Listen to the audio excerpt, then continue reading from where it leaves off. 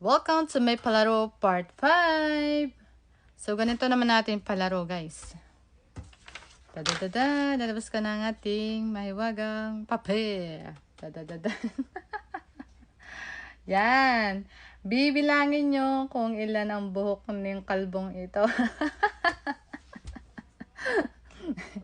Yan.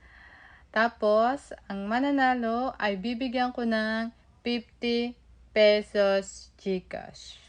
Pero bago ka manalo, dapat naka-like and share ka muna. Yan. Bibilangin nyo lang to, guys. Yan, pakadali lang. Yan. At titigan nyo na ng mabuti. Tapos pabilisan na lang, ha. Yan. At i-comment nyo sa kung ilang buhok meron ang kalbong ito.